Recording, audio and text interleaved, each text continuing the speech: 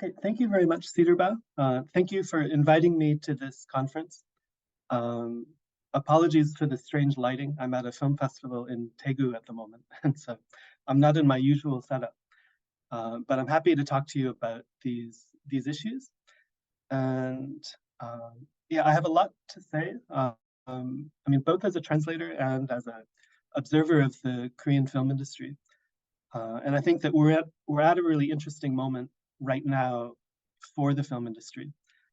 So maybe the first thing I should say is that I'm going to be speaking today particularly about film as opposed to kind of OTT content or series.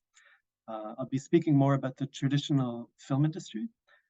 And of course, there is a great deal of overlap between the two industries, and you have people going back and forth, both actors and directors and crew members working in both industries. But because the industries are quite separate in terms of their working method, and the situation that they find themselves in is dramatically different, and I'd like to focus primarily on the film industry and to talk about the influence of companies like Netflix. So to begin with the first question, how to explain the success of K-content in the US? A couple of things. I think that in one sense, Korean content meets the basic requirements for success overseas. I think that there's a certain level of production quality that we see in Korean films that does set them apart from work from many other countries. I think that there's certainly a benefit to having the strong developed economy that South Korea has. Korea has very large corporations that push Korean content, and it would be naive to say that there's no benefit in that.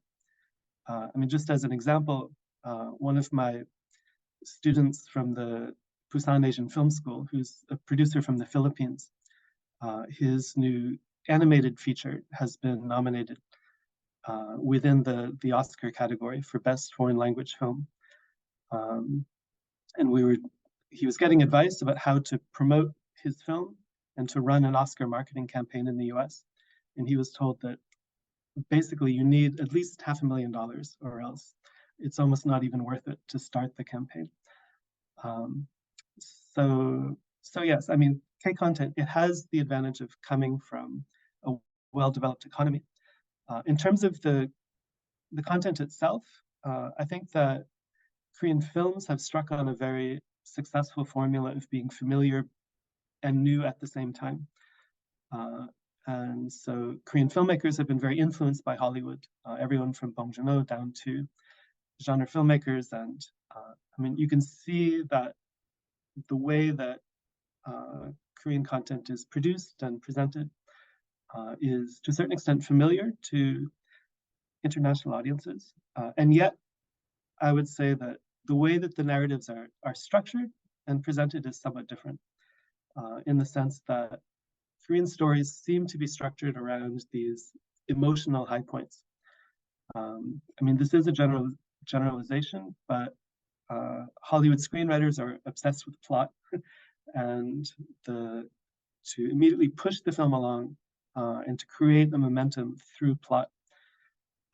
Korean content makers tend to focus more on these moments of emotional intensity. And you know, in a Hollywood blockbuster, for example, you have moments where the spectacle sort of takes over the story. In Korean content, it's more likely to be a moment of kind of intense emotional experience for the audience. But if you look at how Korean filmmakers tell their stories do seem to be structured around these emotional high points, which makes the films feel somewhat different. So yes, this formula is familiar but new. Moving on to the second question, any specific genre or work that I'm paying close attention to these days? I mean, I should start by saying that, you know, I just spoke about the success of Korean content in the US, but these days the situation from within Korea feels very different. And actually, the industry is very much gripped in a kind of crisis these days. Coming out of the pandemic, filmmakers have been waiting for audiences to return to the theaters. But it's becoming clear that kind of the old days, the pre-pandemic days, are not coming back for the film industry. You know, with very, very few exceptions, films, even successful films, are earning about half of what they previously did. Overall box office is down. And in particular, it seems that audiences' interest in new Korean films is also at a much lower level than it used to be. There are certain genres that are doing well at the box office, Japanese animation in particular. Certain Hollywood films are doing well, but Korean content is really struggling to connect with audiences. And you know, the film industry has pursued a strategy of kind of bigger and bigger, and to push bigger budgets, you know, bigger scale films, to, you know, create content as ambitious as possible. And for the past 25 years, this is, you know, apart from a few down points in the middle, this has led the industry to success. And yet, it's reaching a point where the kind of films that are being made by the film industry cannot be supported in this new economic environment. If audiences don't return, and it's becoming clear that we're kind of entering a new era in terms of the relationship between the audience and filmmakers, then the industry will have to respond in some way. And I think it's going to be a big challenge for the film industry. So for me, when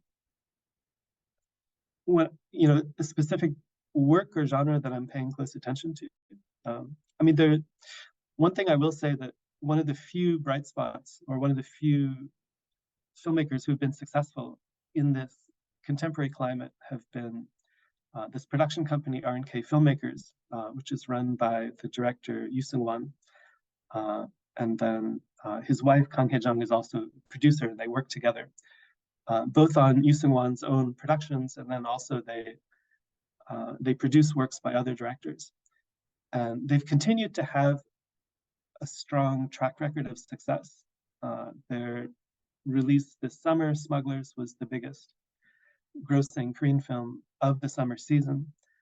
They've recently released a genre film, Dr. Chun, which did not get great reviews, but it managed to earn back its budget, thanks in part to being a somewhat slimmer budget than other similar types of work.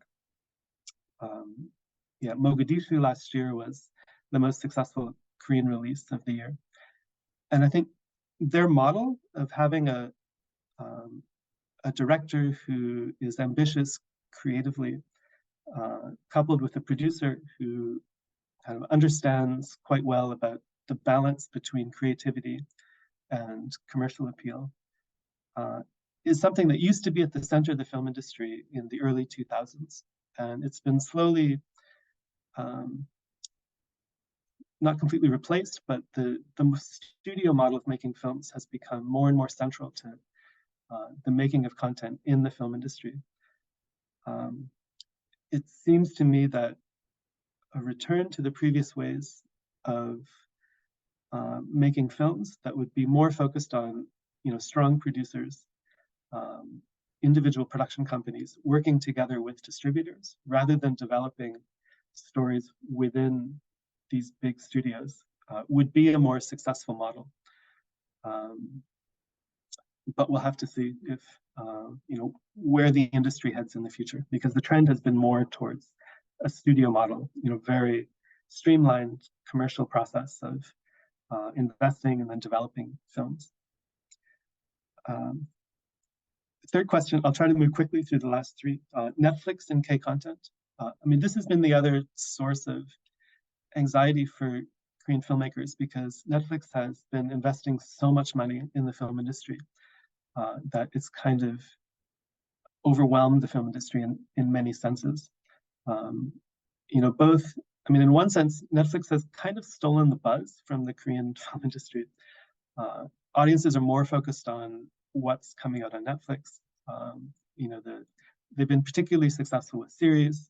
I mean, Squid Game and all the other series that have come out in recent years.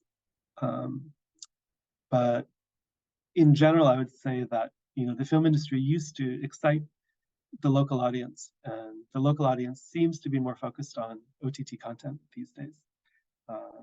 Primarily Netflix, but the other OTT providers as well. But also just in a general sense, the massive investment in Korean content has created strong competition for talent. I mean, actors, it's much more difficult to cast actors in films these days because of their schedule in shooting OTT series. The same, directors that used to focus primarily, exclusively on filmmaking are now doing a lot of work in the OTT sector. And, if you need a cinematographer or a lighting director, filmmakers need to fight to get them, to make them available, because, so much effort and focus is being put on the production of OTT content. I mean, can Korean content companies compete with global platforms like Netflix, Hulu, etc.? I mean, Netflix is such a big player within the Korean market. And I mean, my feeling is that in order to truly compete on that level, these companies would need to have a strong base within Korea and to be very successful in the home market, and then to carry that internationally. And local companies were much more successful in their home market a few years ago. And even a company like CJ, which is extremely ambitious and which has,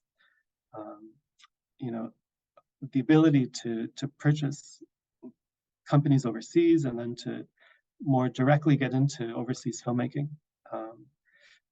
The mood at CJ is not good these days. I think that, they continue to push forward ambitious projects, but to truly compete on a global level with Hollywood studios and OTT platforms, I think the feeling these days is that it will be difficult.